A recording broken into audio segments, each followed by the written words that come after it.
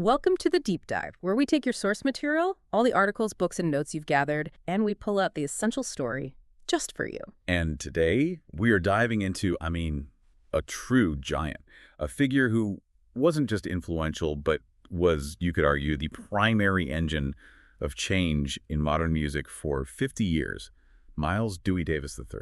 Miles Davis. Born in 1926, he passed away in 1991, and in that time, he completely reshaped the landscape. His career is just this incredible story of relentless, and I think you said it perfectly, sometimes abrasive evolution. The list of genres is just staggering. It's not like he dabbled in them. He was at the forefront of defining bebop, then cool jazz, hard bop, modal jazz, third stream, and then, of course, jazz fusion, avant-garde, even jazz funk.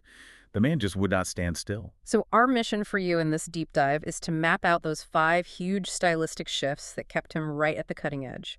We're going to look at everything from his surprisingly privileged upbringing to the revolutionary albums everyone knows, Kind of Blue, Bitches Brew, and we also have to get into the really intense personal stuff.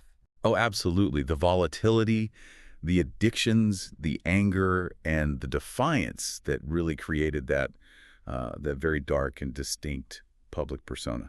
Our sources give us a really comprehensive biographical look. We've got his career arc, his key collaborations, Gil Evans, John Coltrane, Herbie Hancock, and the critical reaction, which, as we'll see, was often fiercely divided. It's a lot to unpack. It is a dense and challenging life. Yeah. But it's an essential story of a true American icon. Right. So let's start at the beginning with a detail that I think really throws people. Miles Davis didn't come from poverty. Not at all. Not even close. He was born into a very comfortable, affluent, upper-middle-class family, first in Alton, Illinois, and then they moved to East St. Louis. And this was significant for a black family in the 1920s. His father was a successful dentist, his mother a music teacher. The sources even mention his father owned a 200-acre estate in Arkansas. That financial cushion is so important to understand. It's not to say he didn't face hardship, especially racism, but he wasn't scrambling for survival in the way many of his peers were. It gave him this freedom to focus purely on the art. And maybe it fostered a bit of that famous arrogance later on. He always had a safety net. You could certainly make that argument. Now, his formal training really kicks off when he's 13. He gets a trumpet, and he starts lessons with a man named Elwood Buchanan. And this single relationship, this one teacher, might be the most important in his entire musical life. Because of one specific instruction. One very specific, very contrarian instruction.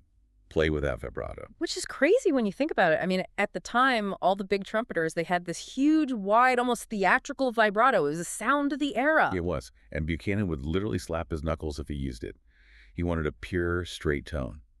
Miles later said he was aiming for a round sound with no attitude in it, just right in the middle. So his foundational sound, the one that would define him for 50 years, was an act of rebellion from the very beginning.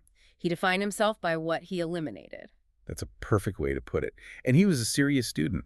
The sources tell this story about him in his high school marching band, where a drummer basically called him out on not knowing music theory. So what did he do? He went out and bought every book I could get to learn about theory. He saw a weakness, and he just attacked it with this incredible discipline. By 15, he's not just in a band, Eddie Randall's Blue Devils, he's the musical director. He's hiring people, scheduling rehearsals. He said it was one of the most important jobs he ever had. It gave him structure. But the real lightning strike was in 1944. Billy Eckstain's band came to St. Louis. And that band had Dizzy Gillespie and Charlie Parker, the architects of bebop. Exactly.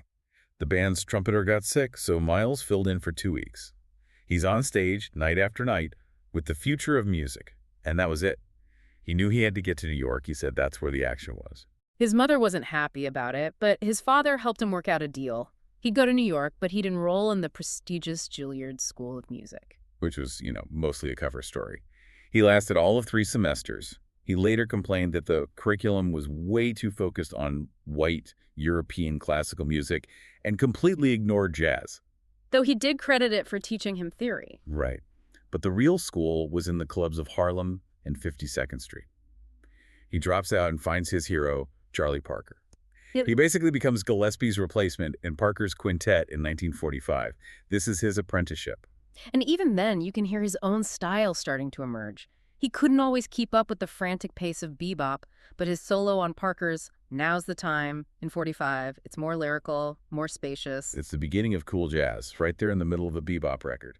You can already hear him thinking differently. And at this point, his famous discipline is still there. The sources say he was a vegetarian, didn't do drugs, while everyone around him, especially Parker, was deep into it. Yeah, but that didn't last. By 1947, he was using alcohol and cocaine. The relationship with Parker got toxic. Parker was erratic, unreliable with money. So in late 1948, Miles quit. He's stepping away from the bebop revolution he just helped codify, ready for his first major reinvention. And that reinvention happens almost immediately. He leaves Parker, leaves the frantic energy of bebop, and basically invents cool jazz. Well, he co-founds the Miles Davis Nonet with the brilliant arranger Gil Evans. Evans's apartment becomes this laboratory for a new sound. They brought in guys like John Lewis and Jerry Mulligan, and they were all kind of tired of the competitive nature of bebop. They wanted something more controlled. More controlled, more textural, and the key was the instrumentation. They added instruments you just didn't hear in a modern jazz group at the time. A French horn, a tuba. It created a much richer, thicker sound, almost like a small orchestra. The sources say they were trying to imitate the human voice with the arrangements. Precisely. And the tracks they recorded between 1949 and 1950, which were later collected on the album Birth of the Cool, they literally become the blueprint for the entire West Coast cool jazz movement. But even this intellectual project, it wasn't without controversy, specifically around race. It wasn't. The Nonet included several white musicians, like Mulligan, and that angered some of the unemployed black musicians in New York. They felt Miles was overlooking his own. And his response was typically Miles. He basically dismissed it. For him, it was about the music, not the race of the players. He was going to work with whoever could get the sound he heard in his head. Then in 1949, he goes to Paris for the first time. This seems to be a huge turning point, personally. Oh, massive. He gets to Paris, and he's treated like a king, like a true artist. He realized that black musicians had a level of respect there that was just unimaginable back in the United States. He had an affair with the actress Juliette Greco. He was celebrated. He said, "The trip changed the way I looked at things forever." And that's what makes what happened next so tragic. He comes back to the U.S., and that feeling just evaporates. He's back in a segregated country, the work dries up, and he gets depressed. And his drug use spirals. This is what the sources call the dark period. It was incredibly dark. His casual heroin use became a full-blown, expensive addiction. He talks about losing all discipline, all control. He was hustling, living off women, anything to support the habit. And it became public, didn't it? There was an interview in Downbeat magazine. Yeah, with Cab Calloway, who basically outed him. That was a huge betrayal for Miles. It made it even harder to get work. And it just created this vicious cycle of addiction and marginalization. The lowest point, really. He's physically and mentally a wreck. But then that same discipline that made him learn theory, that made him play without vibrato, it kicks back in. It's an incredible turnaround. He goes home to his father's house to get clean. Then he moves to Detroit for 6 months, specifically to get away from the temptation in New York. Yeah. And it works. He comes back in early 1954 completely renewed. He's hitting the gym. He's focused. And his music changes with him. He abandons the complexity of his old work and moves towards something earthier, more blues-based. He moves toward hard bop. A more direct rhythmic style. You can hear the blues and gospel roots in it. Absolutely. And he gets really influenced by the pianist Ahmad Jamal, who was famous for using space and silence in his playing. This is also when Miles perfects his use of the Harmon mute. But not just any mute. He put it right up close to the microphone. Which created that iconic sound, that crisp, compressed, almost whispered tone. It's so intimate and yet so detached at the same time. It's the sound of a man who has been through hell and has come out the other side with this incredible steely control. His album, Walkin' from 1954, is often cited as, the birth of hard bop. You could say that. And his public persona is solidifying at the same time. The coldness, the aloof attitude. He starts turning his back on the audience. He called it the Prince of Darkness. And then the voice, the famous raspy voice. A total accident. He has surgery on his larynx in 1955, and the doctors tell him not to speak for 10 days. But he gets into an argument and just yells. And that's it. He permanently damages his vocal cords. And ironically, it just added to the mystique. This gravelly whisper that became as much a part of his identity as the trumpet. So he's clean, he's created hard bop, and then in July 1955, he has this triumphant comeback performance at the Newport Jazz Festival. That performance was everything. It put him back on the map in a huge way, especially with more affluent white audiences. A producer from Columbia Records, George Avakian, was in the audience and signed him almost immediately. But there was a catch. He still owed his old label Prestige 4 more albums. Right, so he assembles what we now call his first great quintet. An unbelievable lineup. Just legendary. John Coltrane on tenor sax, Red Garland on piano, Paul Chambers on bass, and Philly Joe Jones on drums. And to get out of the Prestige contract, he marches this legendary band into the studio for 2 marathon recording sessions in 1956. And they knock out 4 full albums, which is just insane. It's incredible. The album's cooking, relaxing, working, and steaming, all classics. And you can really hear the dynamic that defined that group. Miles playing these cool, long, lyrical lines, and then Coltrane just exploding with these dense, searching solos he called sheets of sound. But even with this incredible band, the old problems resurfaced. He briefly fired both Jones and Coltrane for their drug use. He was demanding a level of discipline that he now had, but they didn't yet. And musically, he was already getting restless again. The sources point to a really interesting influence, a performance he saw by an African dance troupe, Les Ballet African. What did he take from that? He was fascinated by the music. It was built on these slow, simmering rhythms and simple, static harmonies, rather than constantly changing chords. It was all about creating tension and mood over a simple foundation. And this leads him to modal jazz. It's a huge shift. It's a fundamental shift in the architecture of the music. Bebop and hard bop are all about navigating these complex, fast-moving chord changes. As a soloist, you're constantly thinking about the next chord. But modal jazz just sits on one chord or one scale, one mode for a long time. For minutes at a time. Yeah. It completely frees up the soloist. You're not worried about the harmony, so you can focus entirely on melody, rhythm, and texture. It's a much more open canvas. You hear it first on his 1958 album, Milestones. And while he's developing this, he also reconnects with his old collaborator, Gil Evans. A hugely important partnership. Yeah. They did 5 albums together that basically created the third stream genre, this fusion of jazz improvisation with classical orchestration. Miles Ahead was the first one, right? Yeah. Where Evans wrote these lush orchestral parts and Miles played flugelhorn over them. Yes, and they became huge commercial successes. The albums Porty and Bass, and especially Sketches of Spain, which was influenced by Spanish folk music, sold incredibly well for jazz records at the time. Which all leads to 1959, to the masterpiece. The Kind of Blue, often called the greatest jazz album ever made. And it's the ultimate expression of modal jazz.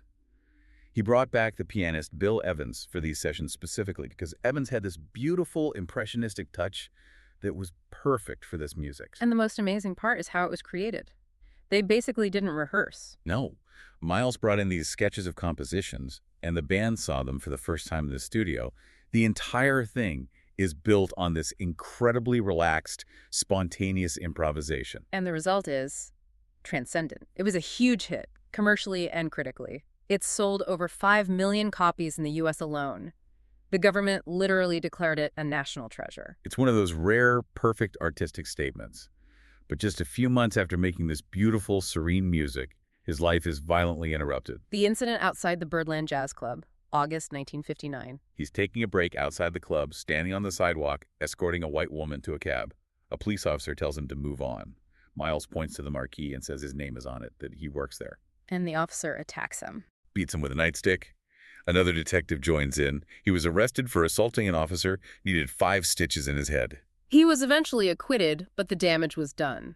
He said that incident made me feel bitter and cynical again. It's like no matter how famous or successful he became, he was still just a black man to that cop. That bitterness really hardened his public persona from that point on. Now, after Coltrane leaves the band, Miles struggles for a bit. But by 1963, he's put together his second great quintet. Another legendary lineup. Herbie Hancock on piano, Ron Carter on bass, and this 17-year-old drumming prodigy, Tony Williams. Just unbelievable talent. And then in 1964, Wayne Shorter joins on saxophone and becomes the group's main composer. This band pioneered what we call post-bop. So what's the difference? How did they move beyond modal jazz? They called it time, no changes. The rhythm section was liberated. They weren't just keeping time anymore. Tony Williams wasn't just playing a beat. He was interacting with a soloist, adding splashes of color. Herbie Hancock wasn't just playing chords. He was responding to the melodic lines. It sounds almost telepathic. It was incredibly fluid and interactive. Mm-hmm. But the audience wasn't always following. The sources show his album sales were dropping by the mid-60s. And his health was starting to fail him, too. He was in constant pain. Just brutal. He had a hip replacement surgery that failed. He needed a plastic one put in. He was hospitalized for a liver infection. He was a physical wreck. And we have to mention, because the sources are very frank about it, this is also a period where his personal life is marred by violence. He was physically abusive to his wives, Frances Taylor and Betty Mabry. He admitted as much in his autobiography. It's this dark, contemptible part of his story that's impossible to ignore. The genius who created this sublime music was also capable of this terrible cruelty. It's the central contradiction of the man. So by the late 60s, album sales are down, he's in physical pain, and he's seeing these huge crowds for rock artists like Jimi Hendrix and Sly and the Family Stone. He wants a piece of that energy. He absolutely does. And that leads to the most controversial and, for some, the most exciting phase of his career, the electric period. It starts tentatively on albums like Miles in the Sky and Phil's De Kilimanjaro, where you start to hear an electric piano, an electric bass. But the full leap happens with In a Silent Way in 1969. It's this beautiful, atmospheric, ambient record. He has multiple keyboardists, Herbie Hancock, Chick Corea, Joe Zawinul, and the English guitarist John McLaughlin. And this is where his producer, Taro Mero, becomes almost like a member of the band. Completely. Mashiro took the long, improvised jams they recorded in the studio and used tape splicing and editing to construct the final tracks. He was composing with the recorded material. It was a revolutionary approach to making a record, but the jazz purists, they hated it. Oh, they were outraged. The accusations of selling out started immediately. They felt he was dumbing down the music for a Rots audience. But he doubles down. The real earthquake, as you put it, is Bitches Brew in 1970. It's a double album. It's dense, it's dark, it's psychedelic. The compositions are these long, sprawling, 20-minute-plus epics that Mashiro pieced together from hours and hours of tape. And commercially, it was a monster. It hit number 35 on the Billboard chart, which was unheard of for a jazz album.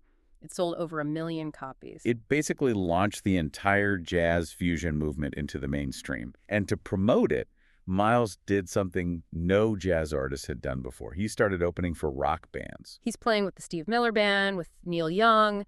He played the Isle of Wight Festival to an audience of 600,000 people. Which just fueled the criticism from the jazz world. They said he was genuflecting to white culture. But here's the contradiction, because Miles himself said he was trying to reconnect with a young black audience that was listening to funk and R&B, not to the old jazz standards. That's the core of it. He felt jazz had become too intellectual, too disconnected from the black community. He wanted to make music that had the groove and the power of James Brown. You hear that on albums like Jack Johnson and especially on The Corner. Which was so far out, people called it space music. It was influenced by funk, but also by avant-garde composers like Stockhausen. It was incredibly dense and rhythmic. And Miles was furious because Columbia Records had no idea how to market it. They sent it to jazz radio, and he wanted it on R&B stations. But this creative explosion was happening while his personal life was just completely falling apart. Totally. In 1972, he breaks both ankles in a car crash. He becomes heavily dependent on painkillers, on top of already serious cocaine addiction. He said in his book, everything started to blur. His live shows became erratic. He'd play with his back to the audience. The music was dense, aggressive, and for many, impenetrable. And then, in 1975, he just stopped. He was in constant pain from his hips, ulcers, a hernia. He was just physically and mentally exhausted. He dropped out of music entirely for 5 years. The hiatus. He described his New York apartment as a wreck and said, chillingly, sex and drugs took the place music had occupied in my life. A complete void. But what's fascinating is that even though he was completely inactive, Columbia Records knew how important he was. In 1976, they renewed his contract and set up something called the Miles Davis Fund. What was that? It was a fund that gave him regular payments, whether he produced anything or not.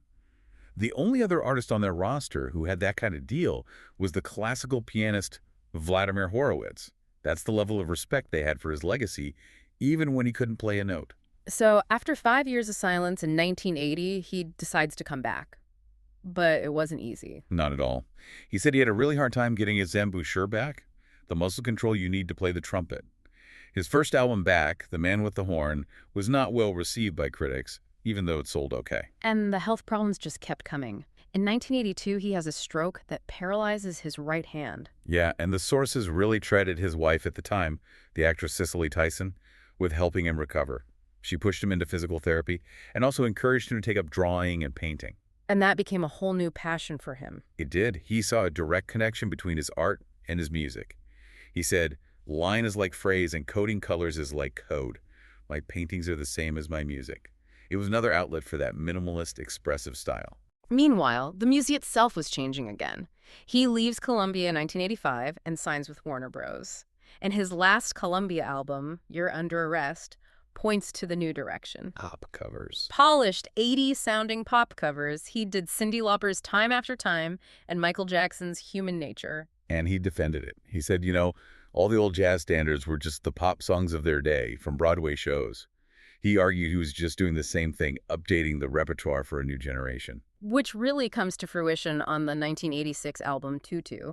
It's a collaboration with the bassist Marcus Miller, and it sounds very, very 80s. Oh, yeah. It's full of programmed synthesizers, drum machines, sampling. It's sleek, it's atmospheric, it's highly produced.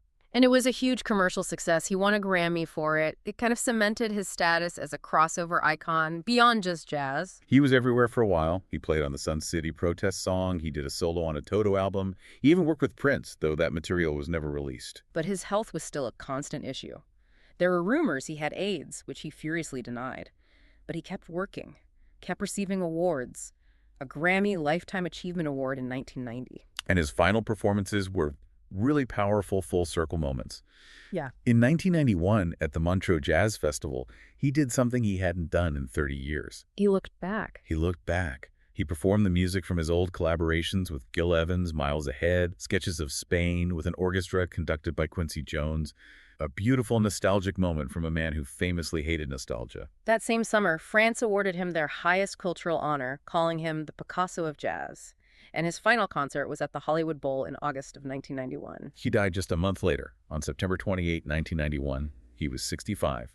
The official cause was a combination of a stroke, pneumonia, and respiratory failure. The sources do note he was taking AZT, the antiretroviral drug, during his treatment. He was buried with his trumpet in New York. His gravestone has the first few notes of his song Solar on it. And so we're left with this massive, complicated legacy. You have this artist who was completely committed to moving forward, who called his own classic work Warmed Over Turkey. And you have his old friends like Bill Evans, who kind of lamented that he let commercial pressures push him too far into rock and pop. The critical world is still divided. Absolutely. Stanley Crouch famously called this electric period the most brilliant sellout in the history of jazz. Wynton Marsalis said his later stuff was not jazz, man. And Miles's response? His response was, jazz is dead. It's over. He was always going to have the last, most defiant word. It's his constant battle in his career between innovation and tradition, between art and commerce. And you can't talk about his legacy without also acknowledging the dark side, the personal turmoil, the abuse that's detailed in the sources. You can't. He was a man of profound contradictions. Incredible discipline on one hand, the discipline to quit heroin cold turkey, and this uncontrollable, destructive volatility on the other. His genius and his cruelty are, unfortunately, completely intertwined. So when you look at the whole arc of this deep dive, you see this career of really calculated rebellion. It starts with the simple, stark rebellion of playing without vibrato, moves to the intellectual rebellion of cool jazz, then reaches this sublime, universally loved peak with Kind of Blue. An album that sold 5 million copies. A peak most artists would have happily stayed on for the rest of their lives. But he couldn't. He had to dive into the sonic chaos of the electric period and then pivot again into the polished pop sounds of the 80s. He just refused to give the audience what it expected. He was constantly burning bridges, constantly alienating parts of his fan base, all in the service of what he believed music had to be. New, in the moment, and never ever repeated. Which brings us to the final thought for you to consider. Miles Davis's most commercially and culturally enduring work is Kind of Blue, the very music he later dismissed and refused to play. So, does his career prove that true, lifelong artistic innovation demands that you constantly and aggressively alienate the very audience and critics who love you? Or was his constant forward motion just a necessary, maybe even a desperate rebellion against the monumental expectations that his own genius had created for him? Something to think about the next time you put on one of his records. Thank you for joining us for this deep dive.